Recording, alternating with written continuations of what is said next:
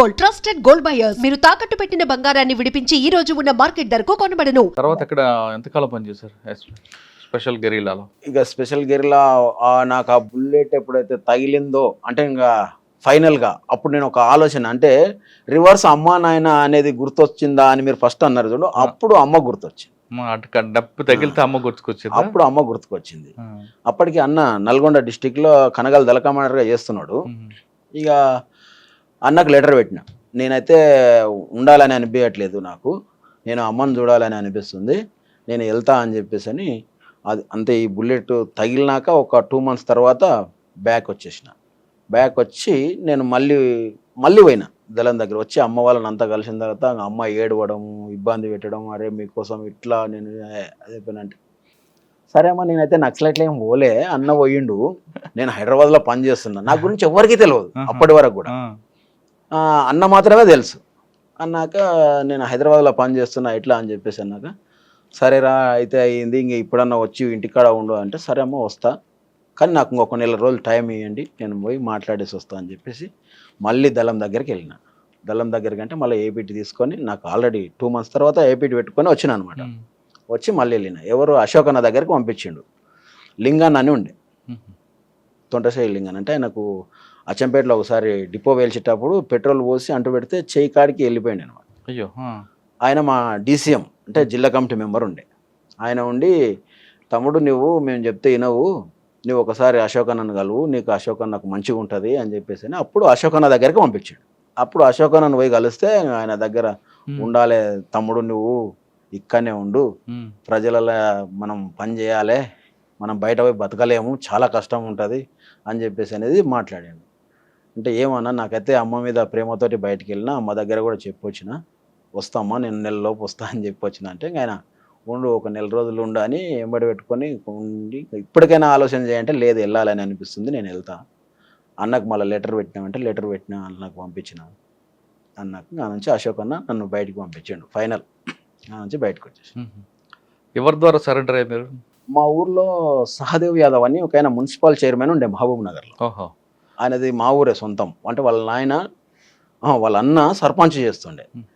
ఆయన దగ్గరికి పోయి మా వాళ్ళందరూ కలిసి మున్సిపల్ చైర్మన్ సహదేవ్ యాదవ్ తీసుకుపోతే ఆయన ఎస్పీకి చెప్పి మాట్లాడి. ఎవరు ఎస్పీ? జితేంద్ర ఎస్పీ ఉండే, జితేంద్ర. ఆయన తర్వాత ఏఎస్పీ ఓఎస్డీగా నాగురావు సార్ ఉండండి, తెలుగు. ఆయన ఒక్కడే తెలుగు మాట్లాడుతుండే. నాగురావు ఆయనకు రాకుంటుండే, జితేంద్రకు అసలు తెలుగే రాకుంటుండే. వాళ్ళు మాట్లాడి అంతా చేసి సరెండర్ అయితే అయిపోయినా. సరెండర్ బయటకు వచ్చారు.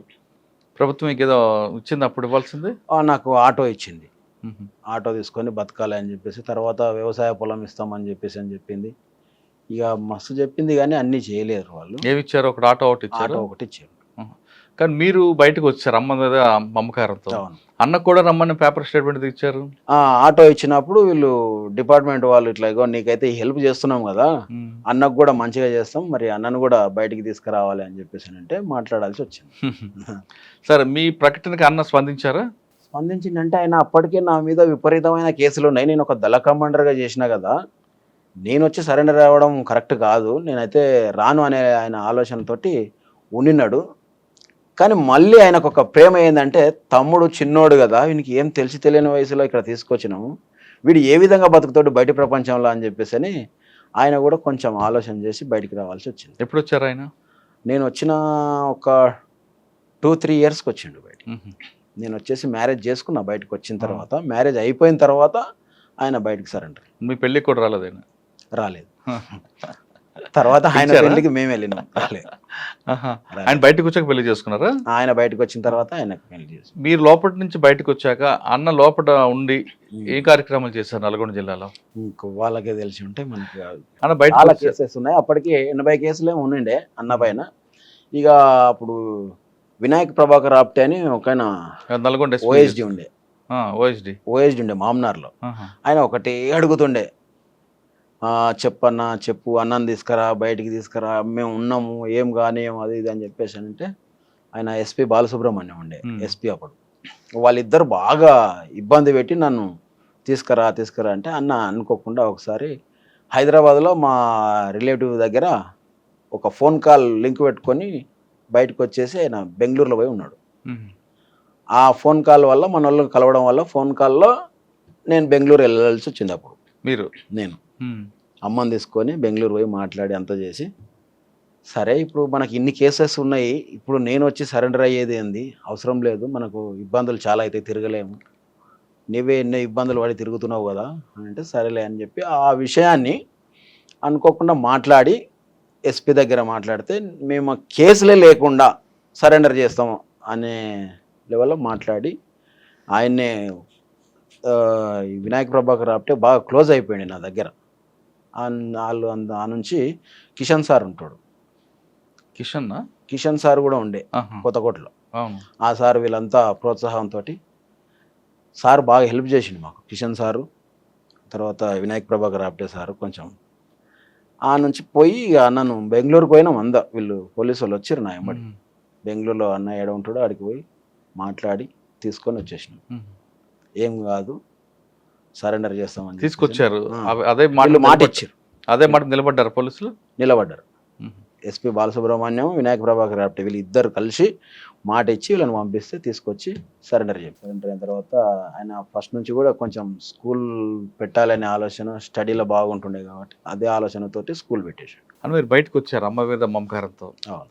వచ్చిన తర్వాత ప్రజలందరూ మిమ్మల్ని చూసి మాజీ నక్సలైట్ అని భయపడ్డారా, లేదు మనవాడే అని చెప్పి మీకు ఆదరించారు? నేను ఊర్లోకి రాగానే ఏమైంది సార్ అంటే, ఒకటి ఎన్కౌంటర్ జరిగింది కల్వకుర్తిలో. అశోక్ అన్న చనిపోయాడు. అశోక్ అన్న వెంబడి ఇంకొక దళ సభ్యుడు చనిపోయాడు. అయితే మనోళ్ళు పోయి చూసి ఏమైనారంటే, ఆనంద్ చనిపోయాడు, ఈయన ఆనందే అని చెప్పేసి అని పోలీసు వాళ్ళకి చెప్పారు. అసలు ఈ ఆనంద్ ఎవరు అని చెప్పేసి అని ఎస్పీ సీరియస్గా తీసుకొని ఇంటికి పంపించిండు. అప్పుడు నేను బయటికి రాలే, అప్పుడు నేను అండర్ గ్రౌండ్లోనే ఉన్నా, కొరియర్గా చేస్తున్నా, నాకు కూడా తెలియదు. ఊరు దాకా పాకింది. ఊర్లోకి పోలీసు వాళ్ళు పోయి మీ ఓడు చిన్న తమ్ముడు చనిపోయాడు అని మా అన్న వాళ్ళను మా అమ్మ వాళ్ళని అడిగితే ఇంకా వాళ్ళంతా ఏడుపులు గగ్గోలు పెట్టి, ఈ శవాన్ని తీసుకురానికే పోతే కూడా మళ్ళీ మాకేమో ఇబ్బందులు, వాడు పోతే పోని మాకైతే తెలియదు సార్, వాడు ఎవడో మాకు తెలియదు అని చెప్పేసి అని ఎవరు పోయలేరు. తర్వాత ఈ ఆనంద్ కాదు, ఇతను వేరే చంద్రమౌళి అని చనిపోయింది అజిలాపురం వైపు, ఆయన అనుకొని అయిపోయింది. నేను ఊర్లోకి రాగానే అందరూ అరే చనిపోయినాడు వస్తున్నాడు అని, సాగర్ గారు చనిపోయిండు కదా ఎట్లా వస్తున్నాడు అని చెప్పేసి అని అందరు అడుగుతున్నారు. కానీ నాకు డౌట్ రాలే, అప్పటికి కూడా తెలియదు. మనం అప్పుడు అనుకోకుండా వచ్చిన నేను సడన్గా అమ్మని చూడాలి అని ఆలోచన. సరే ఎందుకు అంటున్నారు తెలిస్తే ఇట్లా పోలీసు వాళ్ళు వచ్చిండ్రని ఇంటికి పోగానే చెప్పారు అనమాట. చనిపోయిన కొడుకు కళ్ళ ముందు కనబడితే అమ్మ రియాక్షన్ చాలా ఆనందపడ్డది. అసలు ఇంకా ఆమె ఇంకా హౌదులు లేవు, వాళ్ళ తమ్ముళ్ళ దగ్గరికి తీసుకొని పోయింది వాళ్ళ ఊరికి. వీనైతే వదలకాకండి, వీడిని ఇక్కడనే కట్టేయండి, వీడు పోతే దొరకడు అనే ఆలోచనతో, అంటే ఆ ప్రేమలా అట్లా చేస్తుంది అనమాట.